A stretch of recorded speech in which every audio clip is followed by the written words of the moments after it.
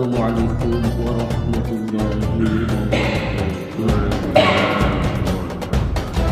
Innal hamdalillah nahmaduhu wa nasta'inuhu wa nastaghfiruh wa natawakkalu bihi wa na'udzu billahi min syururi anfusina wa min sayyiati a'malina may yahdihillahu fala mudilla lahu wa may yudlil fala hadiyalah.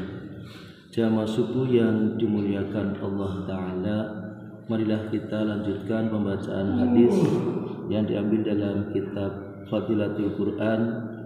Hadis yang berikutnya, A'udzu billahi minasyaitonir rajim. An Abi Musa al-Asy'ari radhiyallahu anhu qala qala Rasulullah sallallahu alaihi wasallam ta'ahadul Qur'ana fawalladhi nafsi biyadihi lahuwa asyaddu nafasyaha minal ibili fil mulukiha, rawahu Bukhari wa Muslim kadza fi tarhib. Dari Abu Musa al-Asy'ari radhiyallahu anhu berkata, Rasulullah sallallahu alaihi wasallam bersabda, berhati-hatilah dengan Al-Qur'an, demi zat yang nyawa Muhammad berada di tangannya, Al-Quran itu lebih cepat keluar dari hati daripada unta yang terlepas dari ikatannya. Hadis riwayat Bukhari dan Muslim dalam kitab At-Tarhib. Keterangan hadisnya sebagai berikut: jika manusia lalai dalam menjaga hewannya dan hewan itu terlepas dari ikatannya, maka hewan itu akan cepat menghilang. Demikian pula dengan Al-Quran, ia akan cepat terlupakan jika tidak dipelihara dengan baik. Pada dasarnya menghafal Al-Quran adalah suatu mukjizat yang nampak jelas. Padahal itu, untuk menghafal kitab setebal itu, walaupun hanya sebagian saja sangatlah sulit, bahkan mendekati mustahil. Untuk itulah Allah SWT berkali-kali menegaskan dan mengingatkan dalam Al-Quran surah Al-Qamar bahwa menghafal Al-Quran itu merupakan rahmat Allah Subhanahu wa Ta'ala dan Allah berikan kemudahan. A'udzu billahi minasyaitonir rajim. Wa laqad yassarnal Qur'ana lidzikri fahal mim mudzakir. Dan sesungguhnya telah kami mudahkan Al-Quran untuk pelajaran, maka ada orang yang mengambil pelajaran. Al-Qamar ayat 40. Pengarang kitab Jalalain menulis bahwa pertanyaan yang ditekankan oleh Allah berkali-kali ini mengandung perintah untuk dilaksanakan.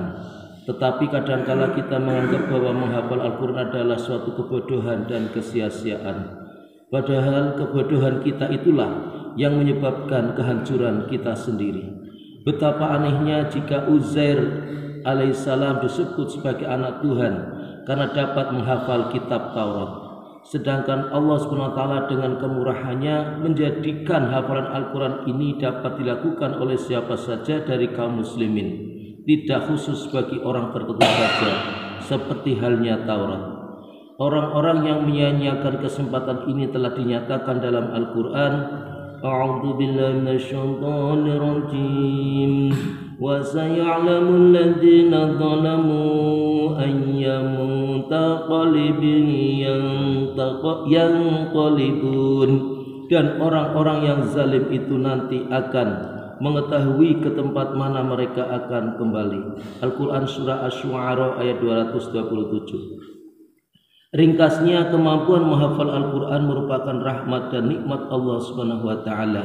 Tetapi jika hafal lalu diabaikan, hafalan-hafalan tersebut akan mudah terlupakan.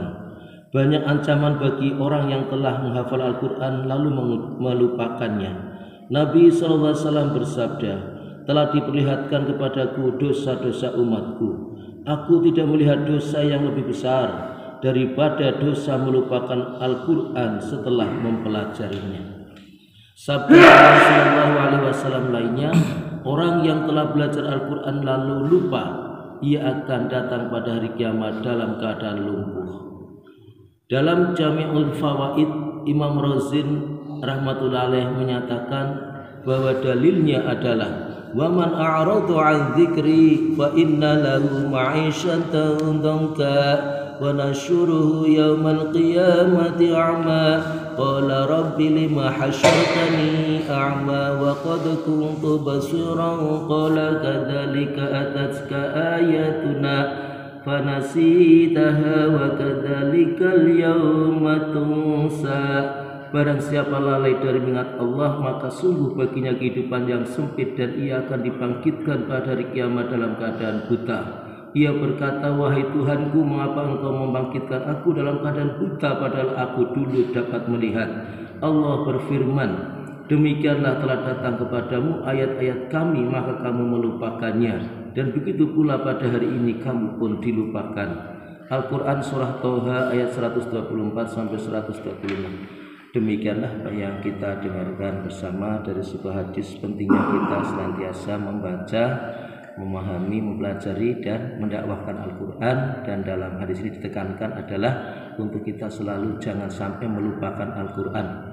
Bahkan ya, seorang hafiz yang telah menghafalkan Al-Quran maka harus rutin dibaca, karena jangan sampai Al-Quran itu lupa dalam hatinya.